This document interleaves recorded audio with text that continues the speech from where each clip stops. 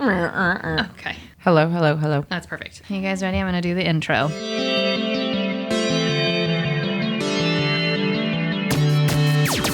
Oh, hi. You're listening to Service from Hell, a podcast featuring people that are currently in customer service positions or the lucky few that got out and all of the good, bad, and infinitely irritating things that go about. I've been drinking. I'm actor and writer Kate Gaffney, and am uniquely qualified to discuss this as I used to work at a very busy and very popular comedy club in Los Angeles. And at least one of you listening right now has probably grabbed me and told me that you were ready to order when I was running around like a crazy person. So let's eat.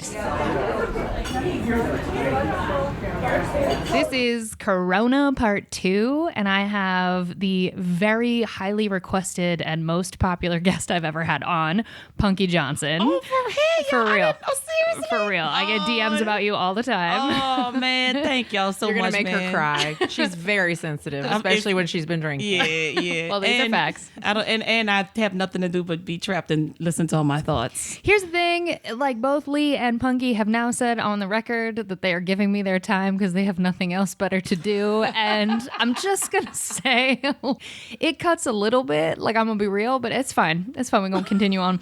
We also have Leigh Lamson-Quay here, who you heard in Corona Part 1. And she is trying to hold it down. She's been baking her ass off. We are back mobile at her apartment, and she's been baking all day, and she cooked us dinner, and we're very excited about it. So say hi, Leigh. Hi, guys. Haley. That chicken smells good, huh? It do smell good. Since we aired the first episode, we've gotten a bunch of questions, and we thought we answered everything on the first round, but we're back for round 2 because things have updated. And ladies, I don't know if we want to talk about it. So last when we aired, everything was shut down at the Comedy Store until March 31st. We thought we were back to work by April 1st, and we were ready for everything to be back to normal by then. Since then, there has been a lot of political movement as far as a mandatory stay-at-home order for Los Angeles, and also for restaurants and bars and everything. I think in the state, correct me if I'm wrong, ladies, but to be closed down until April the 10th is what I saw. But we have gotten updates, ladies. Care to elaborate on what we now know? Well, I thought it was April 19th. I don't know if the mayor said April 19th, but I know all the bars and restaurants in LA cannot reopen until the 19th of April. I did not know that. Yeah. We had the 10th in our work email. And I think the 19th is the mayor thing. I just got rent to pay, I was just trying to save money for a house. I was doing so many great productive things. I had finally got my life together. I had finally got my weight in order. I was finally consistent with working out. I was very, very close to selling 2 things. What does that mean, selling 2 things? What do you mean? I have a movie that I just wrote that my managers love, and was setting me up with meetings to go talk to production companies and networks.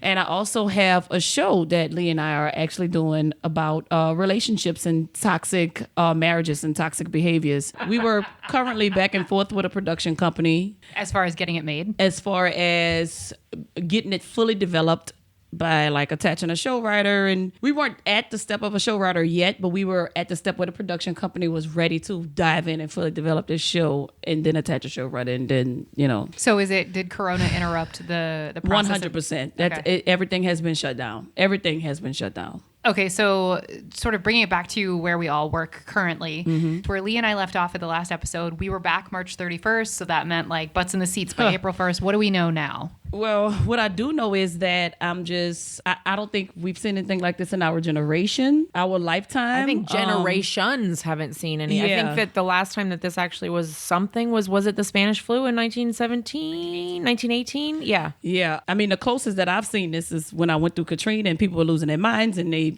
grocery stores and everything got shut down. So that's why I'm fully equipped. I'm fully strapped. I have a lot of food. I have what I need.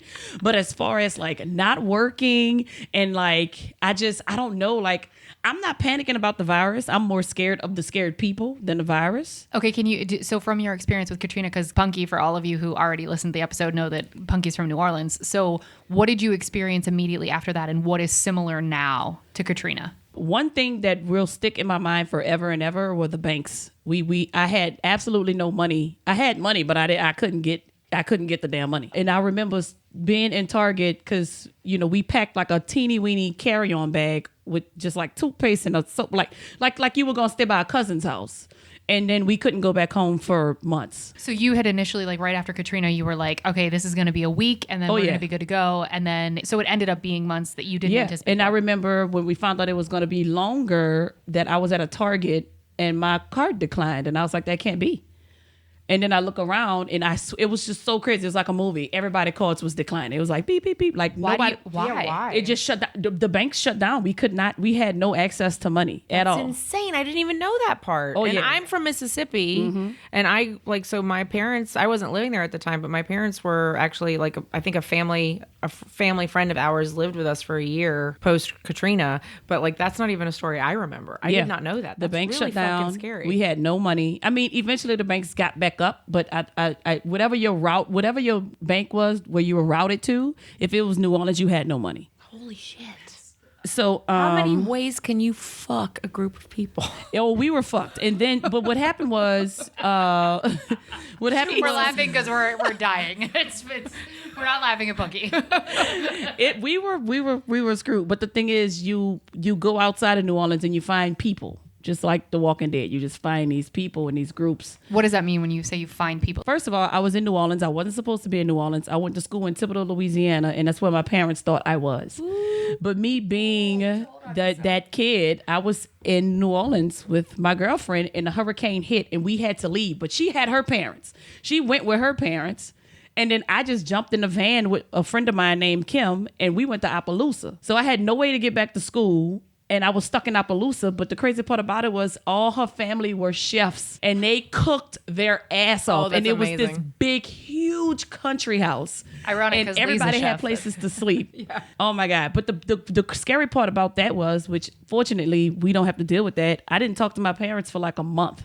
Why? Because we couldn't get in contact with each other. How insane Wait, is why? that? Do you know why though? The phones were bad. I mean, not even just in New Orleans. If you were in Appaloosa, which is about 2 hours from Baton Rouge, because I don't really know how far all the city countries was, because Appaloosa is like a country outside of a city. So wherever you were in the vicinity, within 4 or 5 hours of New Orleans, you couldn't talk to nobody. Keep in mind though that like that, and I'm not like downplaying, but like that was one of the biggest hurricanes to ever hit the United States. So it not only fucked people up with, trying to figure out where to get food and money and all that stuff, but it fucked up infrastructure.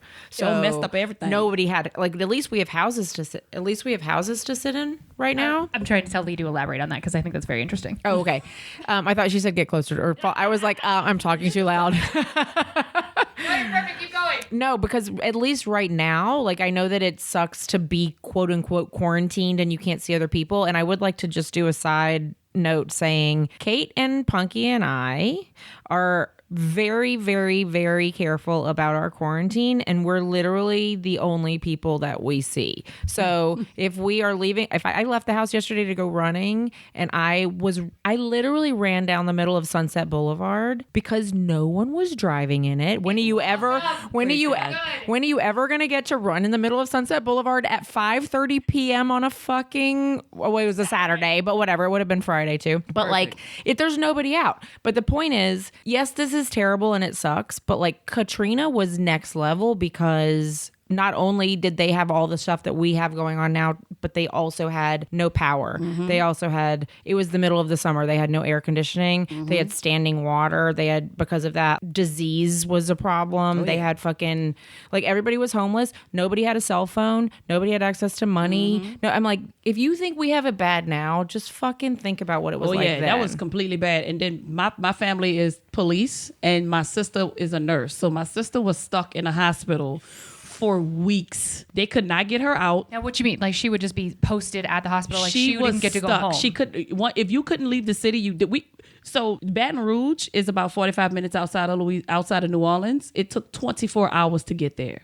I'm not fucking kidding you. Just because traffic was such a Everybody nightmare? was trying to leave the city at one time, because what happens is we have hurricanes every year. There's a hurricane season. So every year it's like category 1, 2, 3, 4, 5. So this one was category like 5. 3 for a second, and then it went to 5 like 2 days before it hit. And the mayor was like, y'all got to get the fuck out of town right now. But some people was like, a lot of people was like, all right, cool, we gonna leave. And then other people was like, bitch, whatever, this New Orleans. A lot of people did what a lot of people doing with the coronavirus right now. Like, this is stupid, this is dumb, it'll blow over. And those people got stuck in the heat. Those people got stuck in the Superdome. Those people got raped. They got killed. Those people looted. Yes. My mama still have nightmares about that shit because she's city police, so she had to stay out there for that shit, which my mother landed right on time because she was coming from New York like that morning. I can't imagine. Oh, it was bad. It was so bad. I just praise the Lord that I got out of there. So you said that like you end up in that country house. Where was that as far as the timeline of the actual hurricane hitting that you left? We left maybe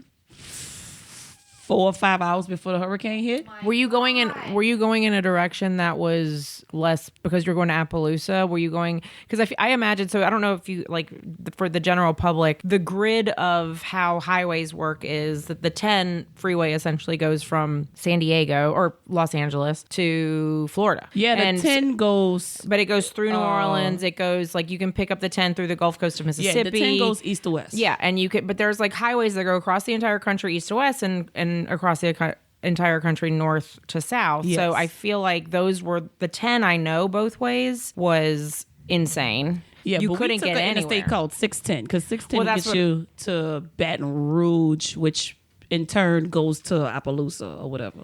But okay, so what made you take it seriously though? Because you said 4 or 5 hours. I wasn't taking it hit. serious. I was a fucking child. So what changed? Once I cannot remember what switched in me at that time.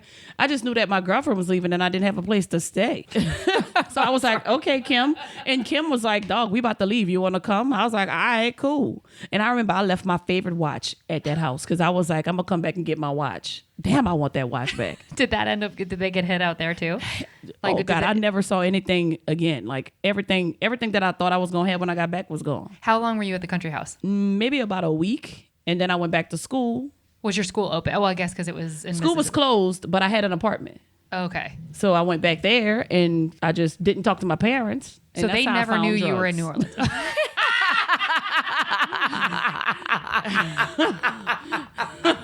I was like, fuck it. I stepped on that line too. God damn it. I was like, matter of fact, I think I lied to you. I was in Appaloosa and then I went to Baton Rouge and then I went back to school. Okay. And then I found drugs. But your point is you found drugs. I didn't have nothing else to do. I'm sitting there. I'm not the smart one that's like, I just guess I'll read a book and catch up on science. No, I was just like, no. I need cocaine. I was just doing crack and fucking popping ecstasy pills. You did crack during that time? I call cocaine crack. You do? It's just fun to do it. I like to see people reaction like that. Okay, so we got an email that was like March 31st, like we're gonna plan on getting back to work, and so like Punkie's a bartender at the store, you guys know, and then Leigh and I are servers. So what was the timeline as far as when we found out that this was way more serious than we thought? So my last official shift at the store was last Wednesday. I don't know what date. I think it was the 11th. Yeah, Wednesday the 11th. Me too. And I stayed late because our friend was closing out and she was by herself. So I was like, okay, I'll stay. And she was finishing up the schedule for the following week. I remember looking at it and going, oh my God, I'm so glad I have so many shifts next week because at least I'll have that. Because I had literally just been in New Orleans with Punkie, Lord, which is a whole nother story because we're like, if we didn't catch the corona at Mardi Gras, then we good. Then we're good. I mean, we're not good because LA is a cesspool. However, at least we're good for the original round. Yeah. We're 3 weeks quarantine from that, and now we're like back in the LA cesspool. But anyway, so I remember looking at that schedule and going, okay, well, at least if I can make this, and this every day, then I'll be good. And then Jem was like, I feel like it's stupid that I'm even making the schedule. And she said that, and I was like, fuck. And then we get an email Friday morning that says, we're shut down. We're shut down. We're done. But what transition? So that email that we got said March 31st, we'll be back to work. It's a moving target. We're not sure, but that's kind of what we think. So now we obviously know it's April 19th. What was the timeline as far as going from March 31st to April 19th? I think that was the mayor and the governor that came. I mean, it went from our CEO Peter Shore, one of Mitzi Shore's sons, who's running like the business side of things. He's been really, really vigilant about being on top of this crisis. You know, I look back at things, and I actually sent a letter or an email to Peter the other day, and I was like, hey, I just want you to know that looking back, it gives me some solace to know that you are looking out for us and like really really did know what was happening before it was happening, and I didn't give it enough credit, and I really appreciate it because it gives us a little peace of mind. You know what I mean? Like, and he is taking such good care of us compared to other businesses in our same position. Well, yeah, other businesses are like, well, don't know what to do for you. I know a woman that was working somewhere for like 15 years, and he like, don't know what to do for you. Sorry. Yeah, right now it's a lot of every man for themselves, and I do feel like we are in the position of being at a family-run business, and that's why, because we love each other like family over there. We do. The corporate we also hate each other like family, but we also love each other like family. You can't have the love without the hate. But for real, like, I'm very grateful. But so basically, I know that we keep like digressing into side whatevers. They do is making me crazy. Kate is a very good host because she keeps bringing it back. She's like, okay, now back to March 31st. She said that shit 6 times already. Okay. Keep But saying bring it back. Bring it back. Like, answer the fucking question, bitches. That's what she really want to say. But so eventually we got this email saying we've been mandated essentially to, like, anything. They couldn't have groups gather for more than 50 people. So then they shut us down because there's not a room in our building that can do or that is smaller than a 50-person room. So we were like, okay. But then they said April 1. And then when I don't know if it was the Mayor Garcetti or Governor Newsom, I don't know who put the date on all bars and restaurants closing. I think it was the mayor. Then I think it became April. I thought it was April 19th, but is it April 10th? I don't know. It's now the 19th. Now it's okay. Now it's kind of until well, now they're it's still saying the 19th. all I pray to God we can go back on the 19th. I mean, I don't think it's true though. So the prediction that I've heard from just people that are kind of like in the mix with all of this is that we're going to get 2-week rollouts for the next 6 weeks, and that it's really going to be like a 6-week shutdown so that everybody doesn't freak out. Because if they had said May 1st to all of us in the middle of March, we would have been like going insane. I mean, yeah. Well, maybe a couple days later they said 6 to 8 weeks. So that's the head of the CDC said that, but not the people in LA. Fauci said, the head of CDC said, who's been drinking now? I'm like, oh, la, la, la, la. He said that I think it's realistic. Literally right after the president said we have vaccines today and everything's going to be great and I'm doing a great job and aren't we doing a great job? Fauci comes like 2 seconds later is like, and by the way, nothing he said was true. And I'm going to go ahead and tell you what the truth is. Rewind. Yeah.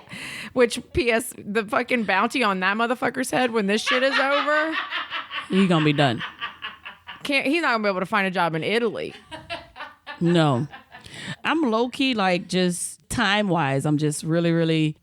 Like I said, I'm more scared of the scared people than the virus. I'm also more scared of the financial situation than the virus. Mm-hmm. I've worked too hard to be put in this situation, I feel like. But then again, that's what your savings account for, emergencies. And this is an emergency. But at the same time, I don't want to spend it. I know, that's how I feel. I don't want to spend any of it. I worked too hard for that money. And I wanted to buy a house.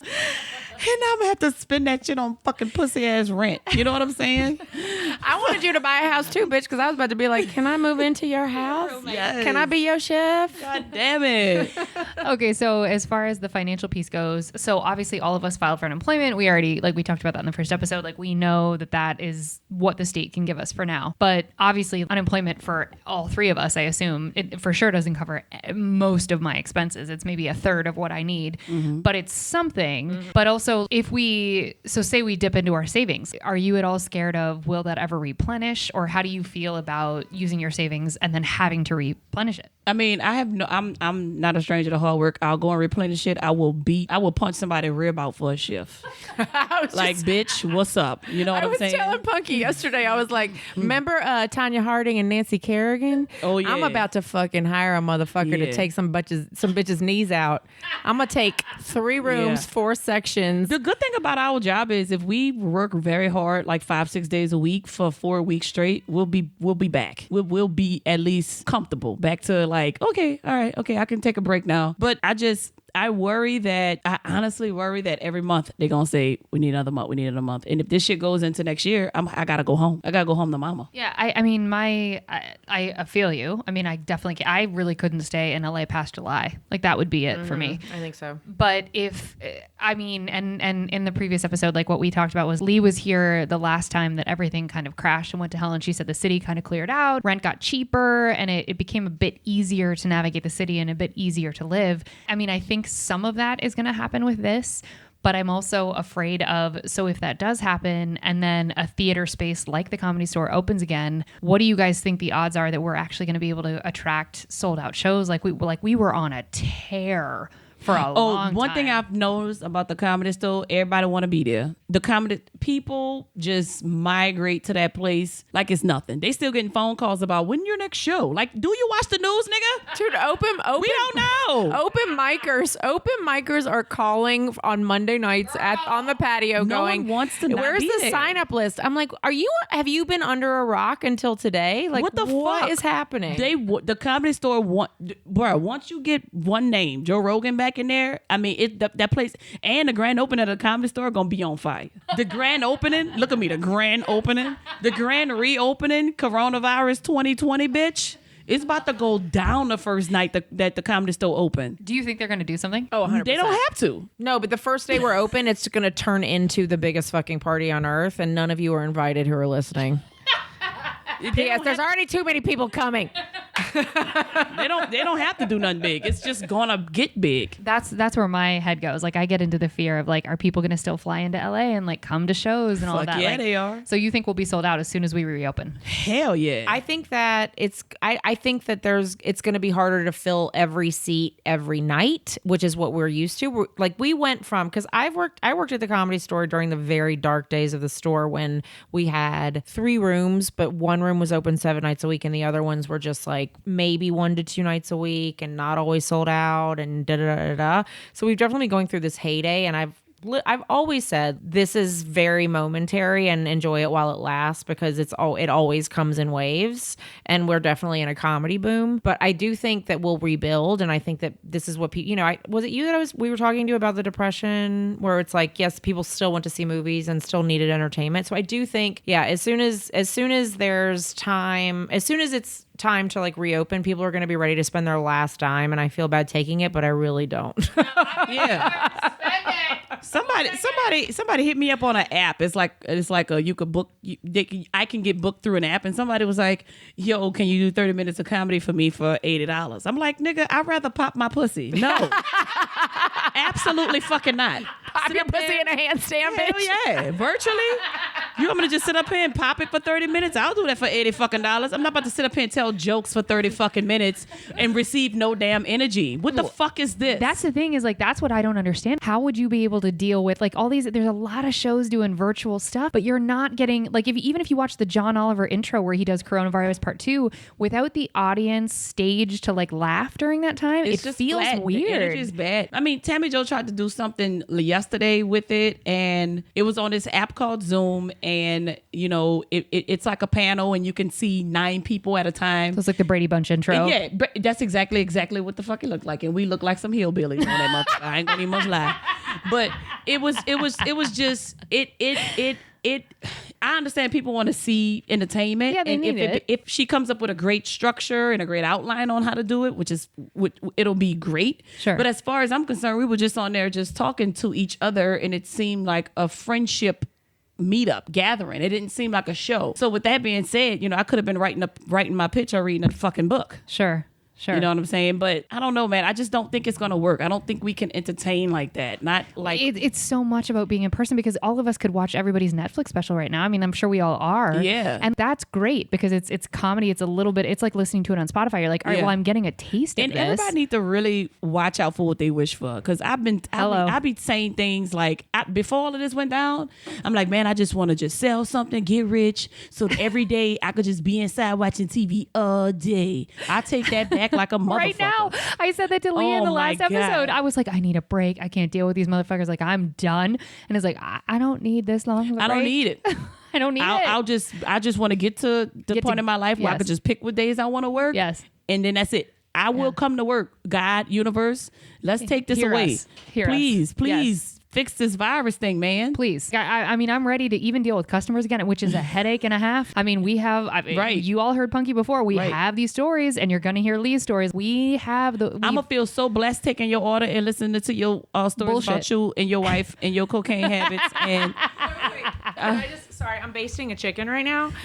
But can I just say that somebody posted a meme the other day that's like, I've never missed being yelled at by fucking Karen so much in my life. And I'm like, fucking bring on 80 Karens. I will take a section of Karens being like, this isn't what I ordered. I said, this isn't cold enough. It's not strong enough. It doesn't have enough. Like, I will take all of you every day. And I know in a fucking 2 months, I'm gonna be like, why the fuck did I say that out loud? But for real. So Punkie, like the advantage that we have with talking to you right now too is that you are also, I mean, most of your money right now is coming from stand-up comedy. Like you're doing stuff Yeah. at the store because you love that place and you'll stick around as long as you can. which I can't believe it. Yeah, but so which you're fucking funny. Are you kidding me? You I should can't believe most it, of the money is coming in because which is crazy. because I only work one day at the store. Yeah, and you're there so that we can see your face and like give you hugs. But so what is happening as far as did you have a tour that was canceled? Did you lose specials? I lost the ability to sell these 2 shows. But as far as the stand-up side of it, what did you lose? No stand up. There's no stand up. Did you have anything scheduled? Oh no. The only thing I had scheduled was performing at the Comedy Store. The Comedy Store, I usually get about $2,500 a month just performing at the Comedy Store. Yeah. I really don't like going on the road because of eating habits. Oh, meaning what? You don't have a chef. You know, you can't cook. You don't have a kitchen. They set you up in these hotels. Long stay. And you know, most of the time when you're on the road, you're eating out. You know, and sure. like I said, I had just gotten to the point where I was eating consistently healthy, a lot of greens, a lot of meats, not too many carbs, not that much cheese. Like I was eating really doing good. it. I was starting to just really get a really good body. So I told my managers, I was like, I don't really want to do tour right now. I want to get my body 100% the way I want it. And then, but comedy wise, man, I'm going to miss that $2,000. Let's just call it minimum $2,000. I'm going to miss that. I need that. I had something booked with MTV. That's what you did. Yeah, that's $3,000 I ain't gonna get. But the good thing is, I got a job offer from Spotify, which is a podcast. Okay. It's a game show podcast. You should be on a podcast. It's a game show podcast. All I gotta do is sit there and be like, yeah, you know what I'm saying? Yeah, da da da da da. I mean, you should be like that. That's stupid that you don't already have one. Yeah, I know. Podcasts are so weird, but the thing is, Spotify can touch and reach a lot of people, so I wouldn't have to be so famous to do it. And I have a virtual meeting with them next week. Okay. And you still have that meeting. Yeah, but it's through Skype, and hopefully I get to start in a week or 2. Okay. And get some money coming in. Go ahead, Leigh. Say it. You totally deserve that. Well, I had them forgot. All of this shit had them went down. They offered me the job a month ago. Oh, really? And I forgot. That's amazing. And then I was like, oh Lord, hell yeah, because that's something I can go into work and do and be in a room by my damn self. Sure. And do it. I'll just be reading off a card. Yeah, you're good enough to do that. I'm surprised. I'm excited about it. I just need to see what they paying. Hello. Here we go. We all need to see that. We're about to, as Leigh mentioned last episode, we're either going to busk or strip. So that's where we at right now. For real. I'm all about virtual stripping. I got nice titties. Yeah. I'll show them all. Venmo me my money first, bitch. Venmo me my money first. Pay Kate $50 and I'll send a picture of my titties. Please, this podcast makes no money. We find out that it's April 19th, and all of us are there's various multiple text threads that are making me want to walk out into the minimal traffic that is in Los Angeles right now. I literally tried to get hit in Sunset Boulevard yesterday, Kate, and it didn't work. So, well, I'm trying to. But so on all these various text threads, there's a varying level of fear right now because, realistically, let's just say on the conservative side, we're back at work May 1st. Do you think that you're going to be able to float your life until, at the most generous estimate by May 1st? Do you still feel confident, even if the Spotify thing doesn't pick up? Do you feel like you're going to be okay? And Leigh, do you feel like you're going to be okay till May 1st? Yeah. Oh, yes, of course. 100%. I'm going to try to get out of everything. I'm going to try to get, number one, everybody that's listening to this, I want you to hear me and hear me good. Do not be irresponsible, and neglect your bills. Don't just say fuck it and not pay them. Take it from me. Call them. Let them get it on the record that you called tried. in concern about the fact that you're not getting any income. Because I'm going to tell you one thing, they are still going to bill you. You are still going to owe that money. They're not going to disrupt your service. They're not going to cut anything off, but they will see who will irresponsible and say fuck you, and they will see the people that actually tried. Yeah. So you want to be the person that tried. Yeah. Call them, let them know about your hardship and your situation, and let them help you work something out. Don't just neglect them. No, for Take sure. it from me. Yeah, for sure. But tell them. So, well, first of all, We have scripts. we have scripts. So Punkie was over here the other night because she's one of my quarantine buddies. We'll read the script to you. And P.S. No, but I want to backtrack a little bit to say that when I was poo-pooing this and flirting with people on the patio instead of going to coronavirus meetings at the Comedy Store, I was also, I wasn't taking it seriously. And then the day that we got the email that the store was closing and we went up to pillage them of all of their fruit and open bottles of wine. What up, fruit flies? They are gone from my house now. If you listen to the last two episodes. But Punkie picked me up in her car and she had a fucking mask on. She had Clorox cleanups in her car and made me wipe everything on my body down with it. So I'm like, I was making fun of her. But then on the way, I realized that this girl has been through this kind of trauma before. And I was like, oh, I'm really lucky that she lives a block away from me. And she has been, I got in an argument with somebody at the Food for Less the other day because I have a big mouth and can't stay out of trouble. But because I was 6 feet behind an elderly woman in front of me. And I'm like, I know that I have been working at the Comedy Store for the last month and was at Mardi Gras before that. And I know that even though I feel very healthy, I could give this fucking poor 80-year-old woman some, a disease that she can't recover from. So I'm giving her the space. There's no one at the store. There's no reason to be up in my grill. Then I start getting hit from behind, not by a grocery cart, which first time in my life would have been the only time I would not be upset by being hit by a grocery cart. You hit my heels with a grocery cart any other time of the year, I will punch you in your face. But this was a full-grown adult male who kept running into me so that he could get his stuff that he wasn't holding that was in a cart on a conveyor belt. And I was like, hey, I'm trying to give her some space. Can you please give me some space? And he was like, if you want space, you shouldn't have left your house. I heard so many people that love me in my head say, Leigh, please, for the love of Jesus, you're going to get yourself shot with your mouth.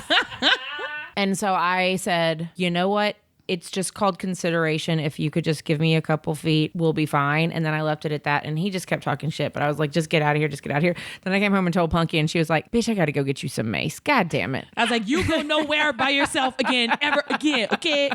You don't go outside by yourself. You don't go outside alone by yourself. You do nothing alone anymore. And I'm like, so every time Punkie posts a picture of herself with one of her new weapons, I'm like, that's my bitch. She's my fucking ride or These die. weapons are out of control, man. Okay, so as far as like what you learned from Katrina, so you walked through that experience, you couldn't get your money, you were going through everything in New Orleans specifically. Because you're from there, when you would go back during either the summer or like a break, did you feel like, oh, now we're back? How long did that take? To New Orleans? Yeah, like when you would go back and visit, how long before you felt? It was a long time because my parents lived on a boat out there. They couldn't live in the houses. So you know those little cruise boats, the cruise ships?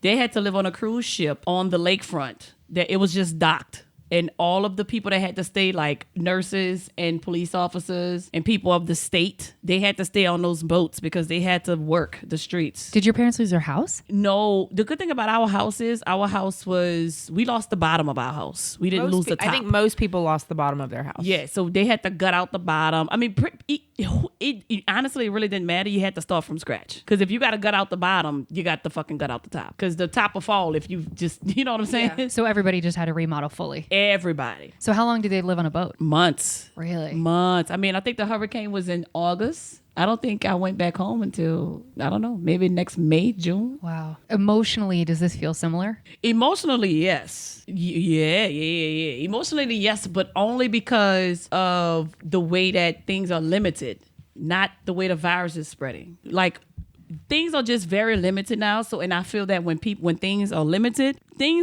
mixed with panic causes a riot. It causes looters. It causes I know it probably won't happen, but my house is stacked. I'm just ready for somebody to break. I'm just like, because you think your feeling is that could happen. oh yeah. And then I live in a house that is straight off the street. It's not a closed off, get it off apartment. You can come straight on my property and kick down my door if you want. And I just want to let everybody know I'm blowing your fucking head off. I'm not thinking. I'm not asking questions. Immediately, I'm just gonna pull them up because it's just that people will eventually. I feel that if this continues to go the way it's going, hopefully they keep the stores open. But if they don't, people will come to find what they need. So did that happen in New Orleans where they just shut Hell stores yeah. down? Really? They shut everything down. No grocery stores. Nothing. No pharmacies. Nothing. Jesus. Nothing.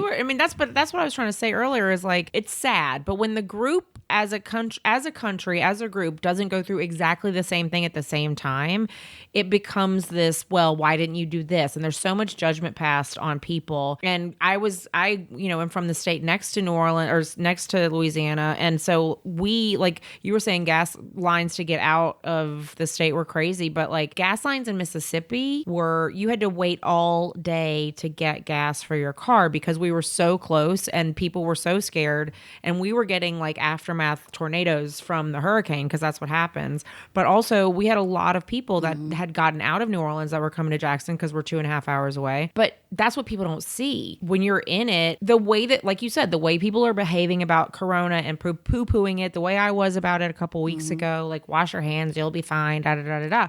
That's what, if we can get some perspective now and go back and go, this is why people didn't leave when they were quote unquote told to leave, because they've been through it so many years in a row that they were like, whatever, dude, we have a hurricane every year. How bad could it be? No one ever expects it to be as bad as it is until it's that fucking bad. Like, I'm glad now that all of us are kind of in this together because I feel like it's gonna be the only thing that makes people come back together as a society and as a community of people, as Americans. It's going to make people be a little less hateful. It's going to make people be a little less isolated and selfish and all those things. I know that I sound like idealistic right now, but it takes this kind of thing as a group, as every single person in this country and in this world is experiencing this. So it's not isolated. I'm really hoping that it at least gives people some clarity that not everyone is a fucking, like, is not sucking the life out of the system, where they're literally just humans trying to survive, and they're doing the same thing that you did in a similar circumstance. I just wish that people stop talking like they know what the fuck they talking about. Hello, Stop the Lord. Stop telling me what the fuck up. I was on the phone with a friend today, and I was like, you know, some of the American people are struggling. Some of them are scared. It could possibly get chaotic. And she was like, that's exactly what the government want. The government want for the American people to just trip. The government, they want for the American people to have chaos. No. They want for the American people to fight and tear each other apart and kill each other. I was just like, you know what? You can have that because that's how you feel. I was like, I'm going to choose to go on a positive route and feel that they want the exact opposite for the American people. They can want for us to do that. But I want to believe something different. You know what I believe? I believe that they want people out there making people believe that, so that, like, there's a certain group of people that wants conspiracy theorists out there to promote those ideas because it makes people lose faith in their own government, and then it makes them not want to participate. That is where you lose your strength. When people feel like their participation in government doesn't mean anything and doesn't matter, that's when those people win, and that's when those people then take over. And we have one of those people as our president right now, and he's hoping upon hope. Mr. Trump. Yeah, Mr. Trump. Donnie Trump. Yeah. But he's hoping beyond hope that the people that are, like, you know, ready for martial law and have been doomsday prepping for years, like, those people are going to get to the rest of us and convince us all that nothing matters and we should just stop and give up. That's why I get really frustrated with conspiracy theorists. I'm not saying that some of it isn't based in fact. I don't 100% blindly trust the government, but our country was set up so that one thing would check the other thing. So it's really frustrating when you see people that are like, it doesn't matter anyway because blah, blah, blah. And you're just like, it all fucking matters. And the second we start thinking it doesn't matter is when we're fucking ourselves. It's so fucking frustrating. But it also bothers me to think that you would think, like, either way it go, politics or not, religion or not, I don't really, they got some crazy people out there, but I do not think that people want people dead. You know what I'm saying? Like, when Katrina hit, everybody was like, yeah, man, somebody must have blew them levers. They wanted us out. It's like, what the fuck fuck are you talking about? What the fuck are you talking about? Oh my God. I hate that shit. I get people have their opinions about it. I don't like when people push their opinions to try about to anything. Just to try to be like, I've got have more your info than opinion, you. but if you push it on me to where you think my opinion doesn't matter because yours is stronger than mine, that's when I got the, because when I told my friend on the phone, I was like, I'm just going to decide to be just positive about it. Like, I didn't knock her for her shit. I didn't say she was stupid for thinking that. I was just like, I just want to be positive about this and hope that that's not what they want, chaos. And she was like, well, you stupid if that's the way you think. It's like, why? Why? Who's it harming? You're following the rules. Who does that harm? Well, you just the one that's just gonna be out here just stuck on stupid. Because I'm telling you right now, I'm like, all right, okay. You the cousin of fucking Donald Trump. You know everything that's going on, right? Well, and that's the thing too, is like that pretension of, oh, I have more information than you do. No, you don't. Are you? None of us have information. None of us. Fucking DC don't know what the fuck is going on. Except that every single one of us has a cousin's baby sister, cousin Tracy, who somehow knows somebody at the fucking CDC or in the military who knows that we're about to go get put under martial law. I'm like, if I get one more goddamn text message about somebody who knows somebody who knows somebody, I'm just be like, okay, shut the fuck up. Well, speaking of, we want to give you guys some advice. So if you're having some hardships, I want to give you guys the script. Will you set it up though? So we were sitting here, of course, doing our favorite thing, drinking, and Leigh came up with the script that she and Kate was actually talking about and developed and put it actually into sentences. So if you are having bill problems, here's your bill script. Hi, this is LADWP. Hi, I'm Punkie. I lost my job. I have no income coming in, and I need to know what you guys are doing to work with people with no income because I cannot afford to pay you right now. But obviously, I also cannot afford to be in any debt to you after all of this is over. And I'm hopefully going to be back at work in 2 months. So what can we do to work this out? Also, I understand what I'm asking. So I also want you to understand that I am a good customer. And I've paid my bills every month. So that is the script for your bills. You want to call them and say those exact words. Now, have you said that to anybody yet? Everybody. LADWP, gas, Verizon, car note, car insurance, everybody. And what happened when you said that to them? They all said the exact same thing. We really don't know what's happening right now. We can only tell you that we'll probably figure out something on the back end. But for right now, we will not charge anybody any late fees, and we are also not disconnecting or disrupting any services. But if you do not and cannot pay your bill, it will continue to escalate and you will have a debt to us. Yes. That is the exact words. But you had mentioned earlier, at least there's something on the record that you contacted them and let them all know. of them said, all of them said, they're like, I'm going to sit up here and suppress this into the, I was like, suppress?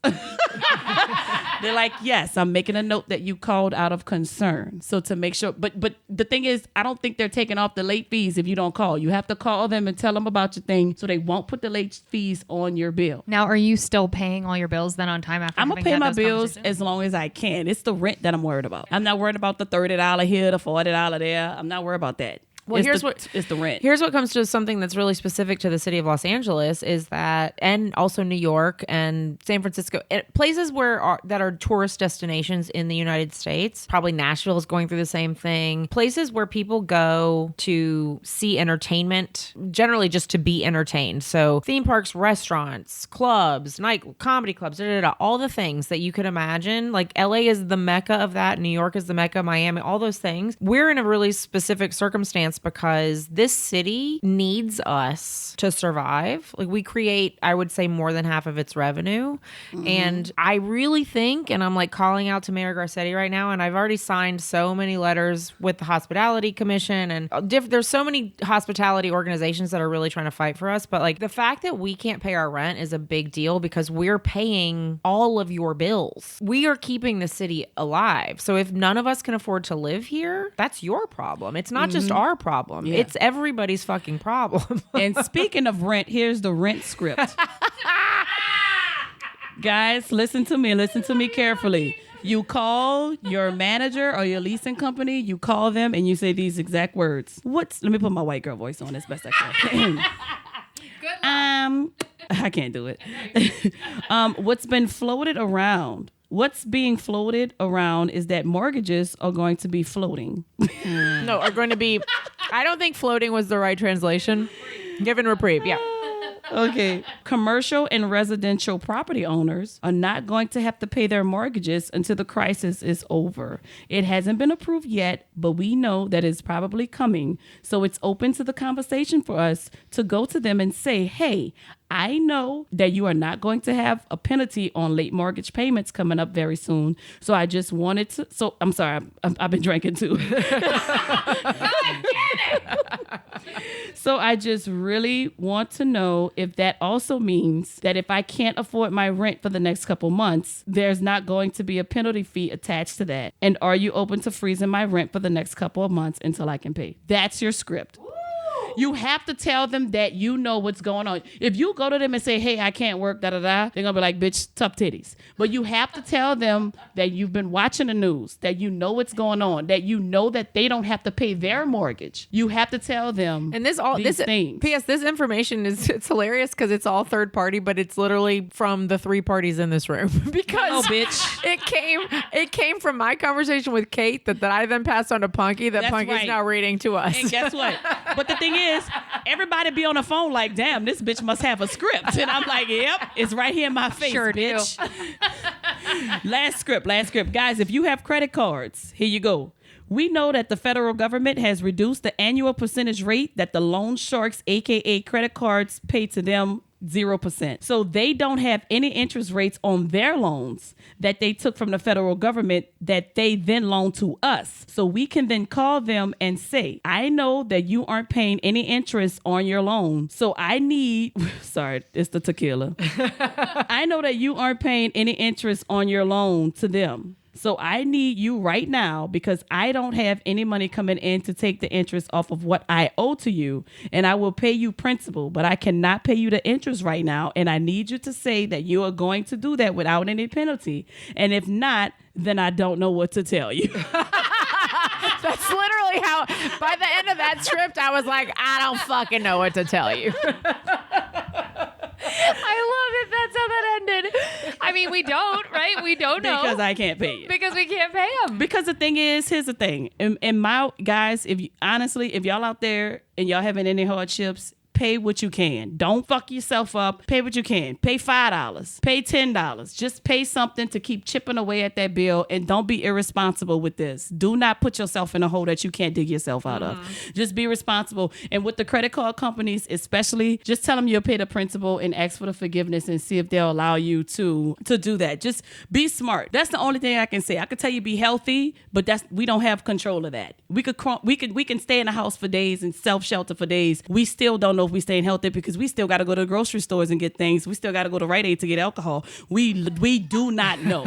Very important. So, but the thing that I can tell you for real is to stay smart. You stay smart in this, we can make it out of it. Your biggest takeaway from after Katrina and all that, the banks being shut down and like losing access to things at will and sort of the freedom that we experience being Americans, what is the biggest takeaway that you got from that you think you can translate onto this situation? That's it. I just said it. Be smart. And also have fun. Like, this is the time to, read the books and watch the movies you never watched and look around and count the things that you do have and feel blessed about it. You know what I'm saying? 100%. Like I'm a pastry chef. This is my dream and my former day job at a Marriott, and now my current business, which to be quite honest, I put the word out. I was like, hey, I'm still open, please order. And I fucking got flooded with orders, and I'm like, it makes me like tear up to think about how grateful I am for it because I'm kind of lying, but I'm numbing the pain with booze. But if I wasn't numb, I'd be crying. Every day. Sorry, Mom. So sorry, Mom. But when I put that out, people started ordering from me. I do feel hope from that, and people are starting to support and people want to support, but it is the best time to not sit around and wallow in, use it to make more of yourself. What have you been putting off? And I know everybody keeps saying, I'm getting all this stuff done, but it's real. Like, I also know people who are just sitting around going, well, I have nothing to do and I'm so bored. And I'm like, you shouldn't be bored. Like, there's so many things that you should be doing. Like, also as a server at the Comedy Store, I make so much money at the store compared to my career, which has always been the fucking case, which is why I still fucking work there after 20 years. Me too. Me too. It's so hard to quit. Hashtag me too. It's so hard to quit the Comedy Store. Hashtag me too. We're putting a new meaning to that. Yep. Because of that, it's been easy to sort of make excuses because of the money I'm making to not put all my time into the things that I know I should be doing. So what this is doing is, Haley, you need to be enterprising as fuck right now because you have nothing else to count on but yourself. You need to start being a full-time business owner. And that's what it's done for me. It's like it lit a fire under my ass. Hammock and I are fucking writing this thing together. Sorry, Punkie. I call her Hammock. That's my nickname, guys. Oh, did I? Okay. This is like the time to not just sit down and like stare at a wall and wonder what happened to you. Don't be a deer in headlights. Take a couple days. That's what I did. I didn't I took a immediately. week. That's why I look like a fucking potato. You were so dumb.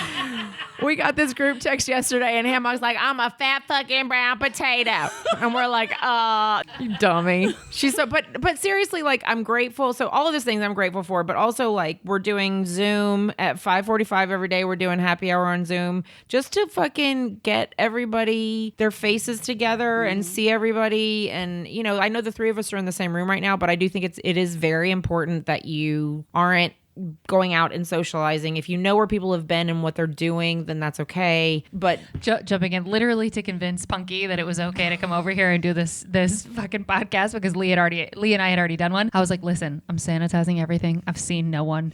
I'm very sad. I'm in my apartment with just my roommate. It's me and the cats. I wrote her like it took 3 hours to text it and write it because I asked Leigh, I was like, yo, did Punkie confirm for the podcast? And she was like, she's scared. You need to text her. She doesn't know where you've been. And I was like, oh, I'm gonna write her a book. Don't worry. So she's here today, guys. Wrote me a whole book. Look at your front door right now. That's how long the fucking text was. From the top of the frame of your front door to the bottom of it. But I win, bitch, because you're here. But go ahead, Leigh. Sorry. It worked. No, but the point is, it's like do things that you can do to like connect with people. Like I'm very grateful. Like this comedy community, this Comedy Store community, very specifically of complete degenerates, is all here. We're all supporting each other in a healthy way. Like I really do not advocate trying to go out and have like small parties. Like the only thing that we can do right now is be mindful of other people and not be selfish. And so I think, you know, because I don't want people to listen to this podcast and be like, well, they're so selfish because the three of them got together to do this. It's because the three of us have we live on the same side of town and we know that we can trust that the three of us have literally not left the house except for, I literally only shop at the Russian shop 2 blocks from me because I'm the only customer in there every day of the week. Really? Like I should go to the Russian There shop. are no children. There are no elderly people. It is just like me and everybody in there wondering how the fuck tissue paper. Oh, they do. Yes. Really? Praise Girl. God. Praise God. P.S. No one knows where I live, so no one knows where this tissue paper is. Praise but God. the three of us know where this tissue paper is. Secrets, keep them secret. But they have like everything. So I'm like, what I am saying, I guess, is wherever you live, whatever your community is, look for your local immigrant-run store because people probably aren't thinking of going there. It used to be maybe a neighborhood bodega. I know people have posted from New York that bodegas are saving everybody's lives, but it's for real. Like these stores. Look, I joke that fucking the Russians have been through communism and they do not want to ever go through it again. And their fucking shelves are stocked. When this is all said and done, we're gonna have to advertise who they are, but I honestly don't want to tell anybody. Shush. But they do make the best soup in all of Los Angeles. Yeah, they do. Yeah. Lentil especially.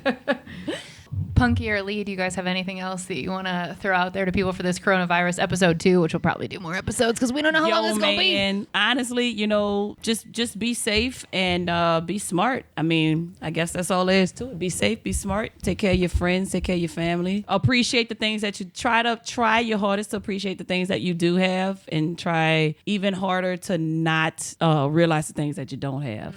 I think I said that right. I don't fucking know. I've been drinking shit. No. Jesus Christ!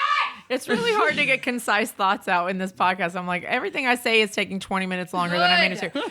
But no, honestly, what I just said, don't be selfish. Stay the fuck at home. Respect people who, you know, you feel invincible, but that doesn't mean that everybody is. My mom has cancer and I had to fucking yell at her to stay at home because I was like, bitch, I know you're bored, but you're not 12. Can you please do a puzzle and not die? Can you just stay the fuck at home? Yeah. But it's like, it's not, I'm not worried about I'm worried about her getting sick from people who are irresponsible, like who aren't staying 6 feet behind an elderly person in the line at the grocery store. Like there's a lot of people out there. What were we just talking about? People fucking TikTokers spitting on fucking produce because it's hilarious and they're teenagers and nothing matters to them. Like, oh, also side note, if you catch somebody breathing on on produce, put your hands on somebody them. coughing, put your hands on produce. I have to say one thing. I think the police should allow us to fucking kill them. You want to try to fucking kill us, bitch? Off with your motherfucking head, you irresponsible piece of fucking selfish shit. Yeah. Fuck you. To the guy that went up through Tennessee buying all of the Clorox, buying all of the hand sanitizer. He bought everything. Anything with 99.9% bacteria on it, that motherfucker bought it. Asshole. Almost $18,000. It was almost $20,000 worth of things. And now he's on a fucking news crying and saying he's been getting death threats. And I don't approve of death threats. I don't like that shit. I think it's fucked up, but I understand why it's happening. It's because you tried to capitalize off people's weaknesses and you tried to capitalize off something that the United States and American people was going through, you stupid motherfucker. And this is a time where we need to be coming together and helping each other out. Not saying that you don't look out for your family. I'm not saying that you don't get that extra fucking case of water because you got to look out for somebody else. I'm not saying that. I'm saying don't go and charge people $60 for a thing of fucking hand sanitizer. You fucking piece of shit. You fucking piece of shit. Because by all means, I do believe if you ain't ready for something, I shouldn't have to suffer for it. If you ain't ready, that's on you. I don't think that's selfish. Agreed. I shouldn't have to take from my family to give to yours because you wasn't thinking and I was. That's not fair to me. But for me to buy everything and then charge you $60 for it, that's fucked up. No, it is. It's taking advantage. I mean, here's the deal, though. It's shining a light on the people that do it in the worst of circumstances. But I think what also we need to recognize is that's sort of how our country is built currently. And it's called capitalism. So the richest of the rich are doing that to us every day. It's just not as obvious and it fucking sucks. But that's the kind of world we live in, man. So if we want to change it, we got to change it from top to bottom. And now that fucking asshole is stuck with all of that shit because they sent him. They raided his storage unit. Oh, because I thought they sent him assistant cease and desist. They did. Okay. They sent that to him, and then they came to the storage unit wherever it was. They emptied his ass out, and they said, "This is an actual national emergency." I mean, he had said he had already made $25,000 in profit in like 2 weeks, but then after that, they emptied his storage unit, and then they exposed his face, his family, and he was like, we had to move. I don't know what to do, and it's like, this is exactly what you deserve. I don't think you deserve to die. And here's the thing.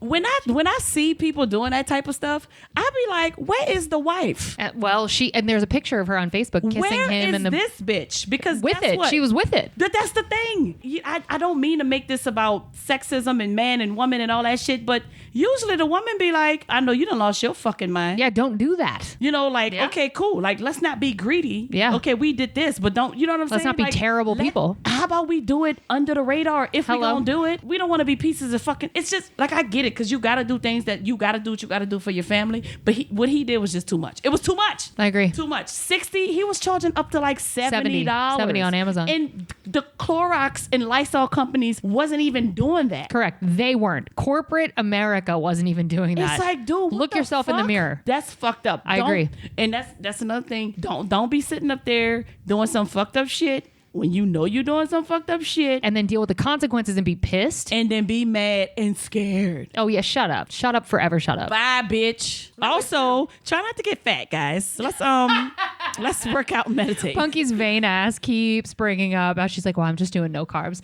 And then someone was like, yo, but booze is sugar. And she's like, nope, it's not real sugar, and shut up.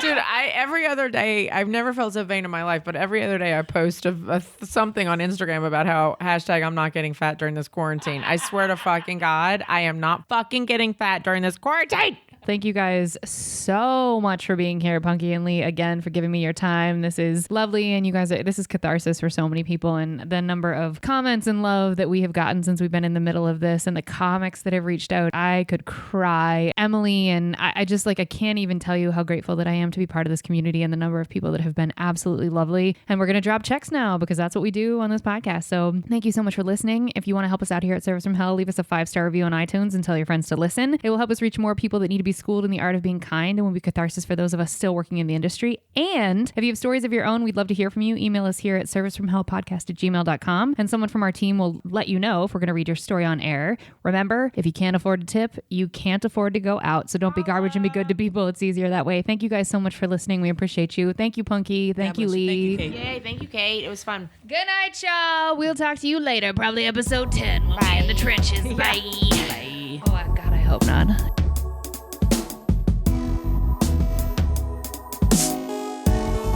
Well, I'm still recording. Oh, we are? Yeah, bitch. God damn it, I didn't know we were recording. Well, I stopped it, and then y'all kept talking. So I was like, Okay. I'm going to record this. The universe, when you're ready and you put it out there, I was like, okay, I'm going to do this, da-da-da-da. My to-do list is insane. And I just got another, I'm like, it's crazy, and I'm a little overwhelmed because I don't know where all my shit's coming from, and I have to go source it every day. And I'm like, oh my God, okay, I got to spend 5 hours going to find your chickpeas, but everything's going to be fine. So when I went to go buy the gun, Jenny was like, they're gonna make you take a test and they're gonna make you do this. I was like, Jenny, nonsense. Okay, just shut up. They giving out guns, bitch. Fucking Jenny. They're just giving them out like candy. You know what I'm good. saying? But when I got there, they was like, look, you gotta take a test to get this gun. I was like, all right, I'll take the motherfucking test right now. And it was like, no, you have to schedule to take the test. California makes it almost impossible for you to buy a gun. The California rules on guns is so strict and so annoying that they make you want to change your mind about getting it. Why'd you want to get it? Honestly, toilet paper. Toilet paper. You were dumb. Nobody got toilet paper, and I was like, people gonna start Like, I need a gun. because I was like, people are gonna start kicking in doors for toilet paper. But they are, though. Flour. People are waiting. People are waiting in line at the Rite Aid by my house. They line up. They open at 7. They said people line up at 4:30 in the morning. Dude, I went to Costco yesterday. Like and a pair, I was like this a pair of Jordans. What Yeah. the fuck? No, for real. I'm like, worth more than What the fuck? no, it's ridiculous. I went into Costco yesterday and they had a list. First of all, they had like a dry erase board of the things that they didn't have. I get up and the dude, I was like, so what time do I need to get here? I was like, what time do you open? He said 9:45. I was like, what time do I need to get here in the morning if I want to get flour? And he said 4:30. Jesus Christ. Yeah, like the fucking I Dark have to wait Knight for was premiering. 5 What the hours. fuck? Yeah, 5 hours.